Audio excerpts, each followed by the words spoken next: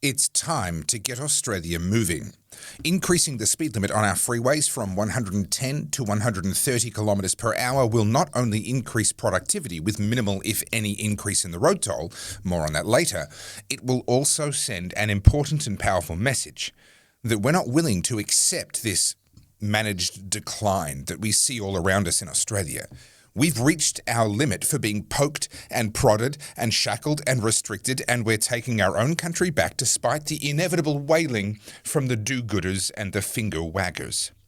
For too long, Australians have been accepting ever more micromanagement from the professional busybody class, our self-professed moral betters. And honestly, they are the ones that are ruining this country. Increasing the speed limit on the freeway to 130 kilometres an hour doesn't just make sense. It's an opportunity to stick the finger up to the finger waggers and let them know that playtime is over, the grown-ups are back in charge, and we are going to get this country moving again. Now, I've made a list of the 57 countries that have speed limits higher than Australia, and a fair few of them also have road tolls that are lower than Australia, and we'll get to that. But the fact is that most of the world's population lives in places that are far smaller and far more densely populated than what Australia is, and yet they can legally drive faster than us. My name's Topher Field, this is the Topher Project, and I'm here to drink coffee and piss off do-gooding busybodies. And I'm all out of coffee. I am 100% viewer supported, so if you'd like to see more of this Australian-centric content in your newsfeed, then please buy me a coffee via the button on my website, topherfield.net, and also check out my books, DVDs, t-shirts and hoodies at goodpeoplebreakbadlaws.com. Australia is the most sparsely populated continent on Earth outside of Antarctica, and yet somehow we are the continent with the lowest speed limit. Yeah. Whether you look at North or South America, Asia, Africa, Europe, as a continent, we are moving the slowest, even though we have the furthest per person to go. But you may object. Within each of those other continents, there are countries with lower speed limits than ours, and that's true. But so what? Within each of those continents, there's also countries with higher speed limits than ours, so what's your point? The list of countries around the world with higher speed limits than us is long and frankly embarrassing for us. Are you ready? In no particular order: Germany, of course; UAE, of course; United States of America, of course. But there's also a bunch that you might not expect. India, Bulgaria, Kazakhstan, Romania, Czech Republic, Croatia, Bosnia and Herzegovina, Netherlands, Luxembourg. Do you know how tiny Luxembourg is? Luxembourg is about 2,500 square kilometres in size. That's the whole country. Now, for reference, the greater city of Melbourne is just under 10,000 square kilometres in size. So the entire country of Luxembourg would fit 4 times into suburban Melbourne, and yet they still have a 130 kilometre per hour speed limit. Go figure. There's also Italy, Slovakia, Austria, Denmark, Slovenia, Saudi Arabia, and in their case, they do it on 2 wheels. There's Vietnam, Belarus, Chile, Ireland, Jordan, North Macedonia, Morocco, Portugal, South Africa, Spain, Venezuela, Lithuania, Russia, Ukraine, Estonia, Sweden, Turkey, Hungary, Greece, France, Argentina, Bahrain, Canada, China, Israel, Pakistan, Egypt, Poland, Switzerland, Serbia, Belgium,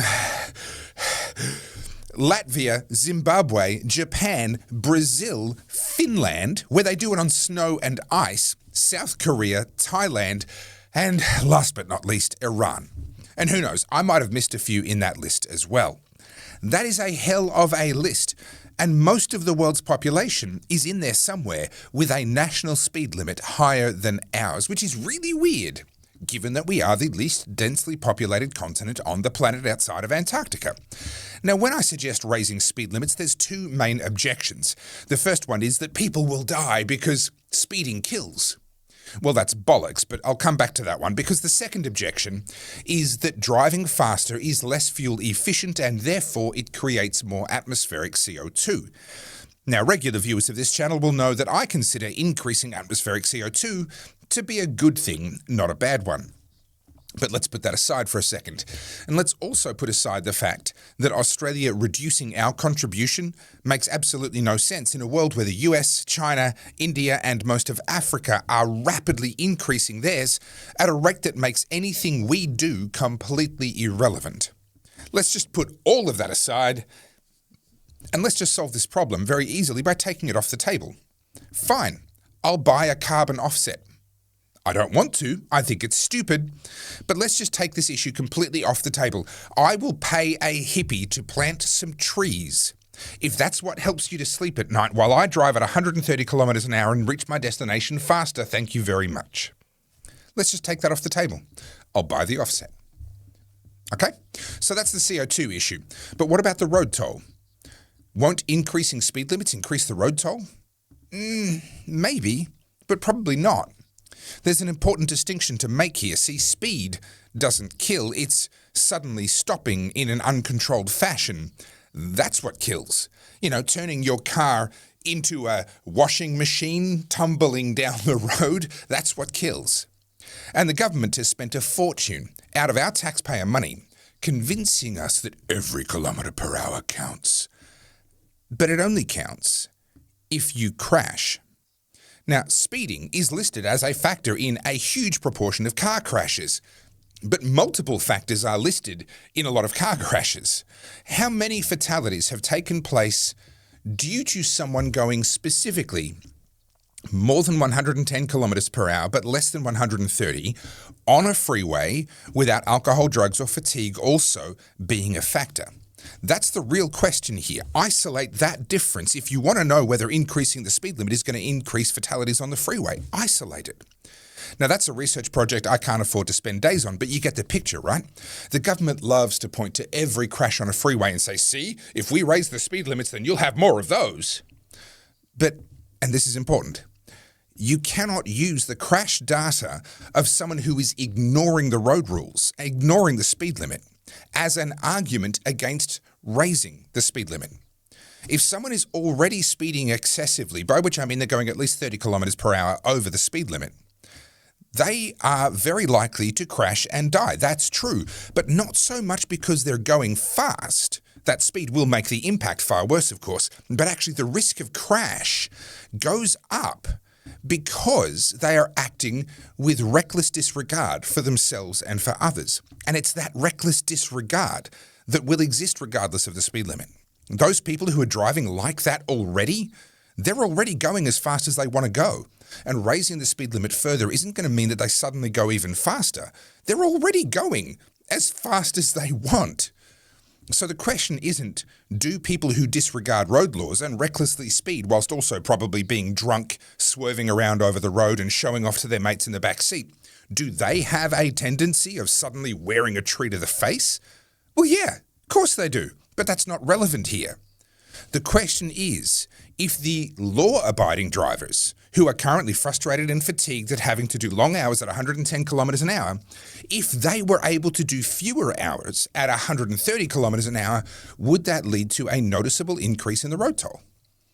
And that's an argument that would go back and forth for a long time, which is kind of my point, because it's not clear-cut. You can look around the world at the list of countries with higher speed limits than ours, and you'll find countries with far higher road tolls, such as India. And also you'll find countries with far lower road tolls, such as Germany, Ireland, Denmark, Japan, Spain, and more than 20 others that have lower road tolls, but higher national speed limits. And that's because there's just too many other variables, such as the age and the safety of the vehicle fleet, the quality and the engineering of the roads, and the training of the drivers. Those go into the road toll as well.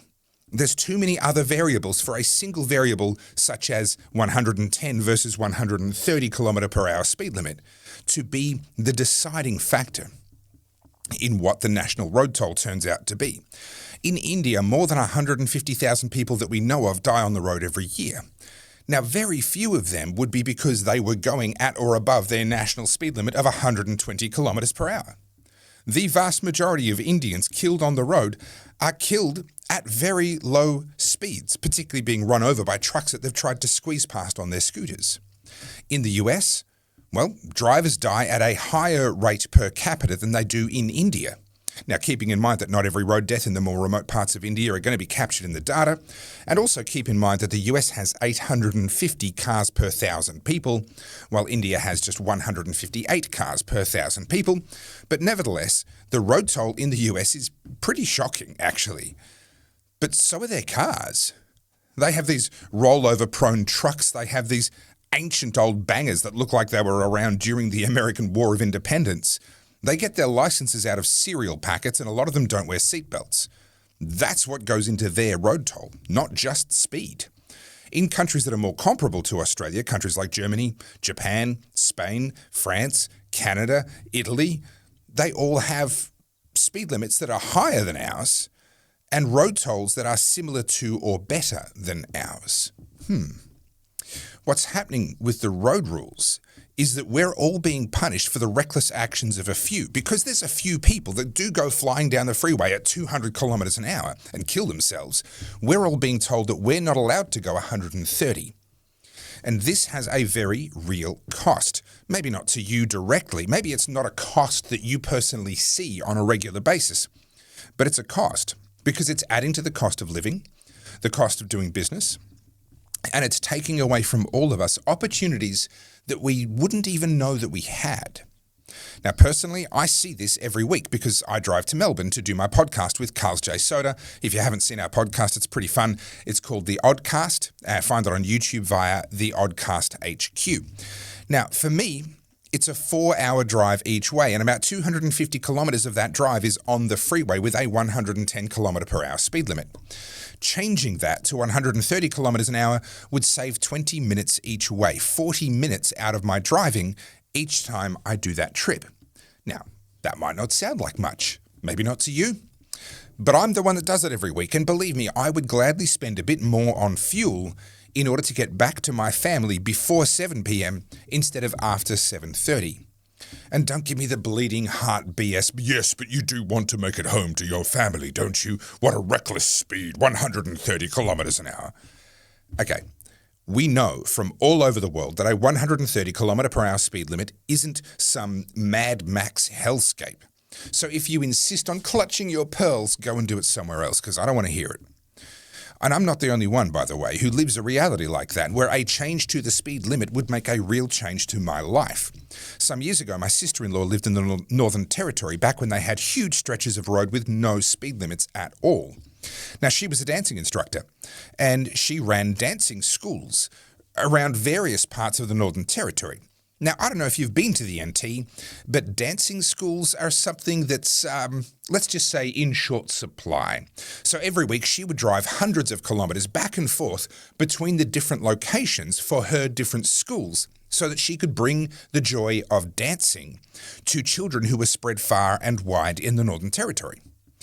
Now, it was only viable for her to do that because she could spend most of that travel time at her preferred cruising speed of 160 kilometres per hour. And if you take that away, which they have now in the Northern Territory, by the way, if it's no longer possible for someone to travel efficiently, then in her case, those dance schools close. And yeah, some people will be aware of that, the ones who watch it happen. But for everyone else who later on goes looking for a dance school, they don't know that history. They don't realise that the only reason that school is closed and they can't find a school for their kid is because the instructor can't get to them at a speed that makes it make sense. This is costing us in ways that we don't even realise. And businesses all over Australia have employees out on the road every single day, and they're paying those people anywhere from, $30 to $50 an hour. Do you think those businesses would be willing to spend an extra $20 a day in fuel costs so that that employee can get more done? They can see one additional client, or they can do one additional repair, or they can complete one more delivery, or whatever it is that they're doing. Yeah, you bet. From a productivity point of view, that is a trade-off that makes perfect sense, but it's a choice that they don't get to make. A 130 kilometre per hour speed limit in Australia isn't just an idea whose time has come, it's an idea that is long overdue. And it is frankly embarrassing that we've bowed to the do-gooders for this long. We need to fight for and to win the fight for a 130 kilometre per hour speed limit in Australia, not just as a matter of practicality, because it will improve productivity, but also as a matter of principle. This is the issue that we can use to turn the tide on the pearl-clutching, hand-wringing panic mongers and tell them to take a backseat for a while, because now the grown-ups are back in charge. This fight is the fight that can get Australia moving again in more ways than one. My name's Topher Field, this is the Topher Project, and I help busy people like you to make sense of the nonsense that surrounds us. I am 100% viewer supported, and I am powered by sarcasm and caffeine. Now, sadly, you can't buy sarcasm, but you can buy me a coffee via the button at topherfield.net. And also, while you're there, check out my books, DVDs, and merch from goodpeoplebreakbadlaws.com. Anything you buy will be helping me to keep doing what I do. Thank you so much for watching to the end. Please check out this recommended video, and as always, think free.